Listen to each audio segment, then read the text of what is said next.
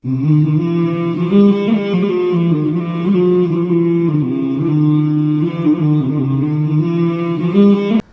அலைக்கும் வரஹ்மத்துல்லாஹி வபரகாத்துஹு. இப்போ இந்த ஈசால் சவாப் அப்படின்ற இந்த கருத்தியல், இந்த ஐடியாலஜி இஸ்லாத்தில் இருக்குதா?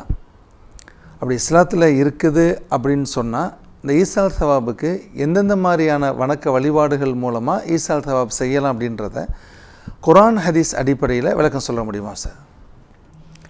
ஈசால் சவாப் என்பது நம்முடைய இஸ்லாமிய மார்க்கத்தில் உண்டு.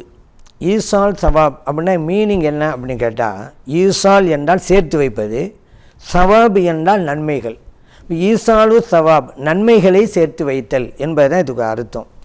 இது போன்ற நல்ல காரியங்களை செய்து இறந்து போனவர்களுக்கு சேர்த்து வைப்பது என்பது அவர்களுக்கு மிகவும் பயனை கொடுக்கும் என்பதை குர்ஆனிலும் ஹதீஸிலும் நம்ம பார்க்குறோம்.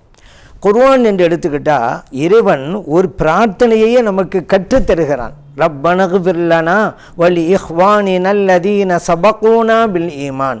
எப்படி பிரார்த்தனை செய்யணும்னு இறைவன் நமக்கு சொல்லித்தர்றான்.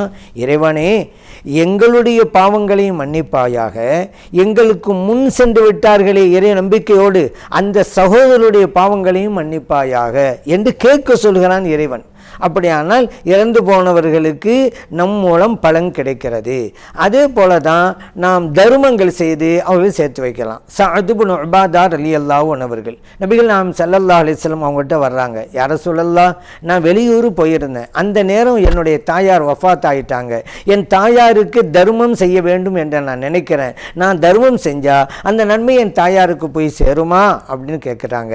நபி ஸல்லல்லாஹு அலைஹி வஸல்லம் சொன்னாங்க, நீங்கள் தர்மம் செய்யுங்க, அது உங்கள் தாயாருக்கு போய் சேரும் அப்படின்னாங்க. புகாரிலே பதிவு செய்யப்பட்ட ஹதீஸ். இதற்கு விளக்கமாக அபூதாவுதிலும் ஒரு ஹதீஸ் இருக்கிறது. நபி ஸல்லல்லாஹு அலைஹி வஸல்லம் அவர்களிடம் இது கேட்டதற்கு பிறகு சஅத் இப்னு உபாதா ரலியல்லாஹு அன்ஹு அவர்கள் ஒரு கிணறு தோன்றாங்க. பிறகு ஹாதிஹி லி உம்மி சஅதின், இந்த கிணற்றை என் தாயாருக்காக வக்ஃப் செஞ்சிட்டேன்னாங்க. இது அபூதாவுதில் இருக்கிறது அல்லவா? அதன் அடிப்படையில் நன்மைகளை செய்து நாம் இறந்து போனவர்களுக்கு சேர்த்து வைக்கலாம், அதனுடைய சவாபு அவர்களுக்கு போய் சேரும் அப்படிங்க புரிஞ்சுக்கிறோம். அதே போல் நோன்பு வைத்தும் கூட அந்த நன்மையை நம்ம சேர்த்து வைக்கலாம். நபி ஸல்லல்லாஹு அலைஹி வஸல்லம் சொன்னாங்க, மன் மாத்த வ அலைஹி ஸியாம் சாம அன்ஹு வலியுஹு.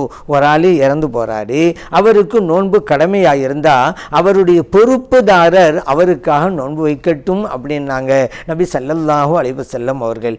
இது புகாரிலே பதிவு செய்யப்பட்டிருக்கிறது. அதே போன்றுதான் ஹஜ்ஜு செய்தும் அந்த நன்மையை சேர்த்து வைக்கலாம். நபி ஸல்லல்லாஹு அலைஹி வஸல்லம் அவங்ககிட்ட ஒரு தோழர் வர்றாங்க. யா ரசூலல்லாஹ், இன்ன உக்தி நதரத் அன் தஹஜ்ஜ, என் சகோதரி ஹஜ்ஜு செய்யணும்னு நேர்ச்சி பண்ணியிருந்தாங்க, ஆனால் அதை நிறைவேற்றுவதற்கு முன்னாலேயே இந்த உலகத்தை விட்டும் போயிட்டாங்க. இந்த இறந்து போன என் சகோதரிக்காக நான் ஹஜ்ஜை செய்யலாமா அப்படி கேட்டபோது நபி ஸல்லல்லாஹு அலைஹி வஸல்லம் அவர்கள் பதில் சொல்றதுக்கு முன்னால் ஒரு கேள்வி வைக்கிறாங்க. சகோதரரே, இறந்து போன உங்கள் சகோதரிக்கு கடன் இருந்தால் அந்த கடன் அழைப்பீங்களா மாட்டீங்களா? அழைப்பேன்னு யார சொல்லலாம் அந்த சாபி சொன்னாங்க. இப்போ நபி ஸல்லல்லாஹு அலைஹி வஸல்லம் சொன்னாங்க, அப்படியானால் ஃபக்லி தைன் அல்லாஹ், அல்லாவின் கடனை அடையுங்கள் என்றார்கள். இதுவும் புகாரில் தான் பதிவு செய்யப்பட்டிருக்கிறது. இப்போ ஹஜ்ஜு செய்தும் அந்த நன்மையை இறந்து போனவங்களும் சேர்த்து வைக்கலாங்கிற புரிஞ்சுக்கிறோம். அதே போல தான் குர்ஆன் ஷரீஃப் ஓதியும் அதன் நன்மையை சேர்த்து வைக்கலாம். ஏனென்றால் நபி ஸல்லல்லாஹு அலைஹி வஸல்லம் சொன்னாங்க, இக்ரவு யாசின் அலா மௌதாக்கும், உங்களில் முன் சென்றவர்களுக்கு யாசின் சூராவை ஓதுங்கள். அபூதாவுதில், இப்னு மாஜாவில், அஹ்மதிலே பதிவு செய்யப்பட்டிருக்கிறது. ஆகவே இந்த காரியங்களை எல்லாம் நாம் செய்து அதனுடைய நன்மைகளை இறந்து போனவர்களுக்கு சேர்த்து வைக்கலாம் என்பதை குர்ஆன் ஹதீஸ் அடிப்படையில் நாம் புரிந்து கொள்கிறோம்.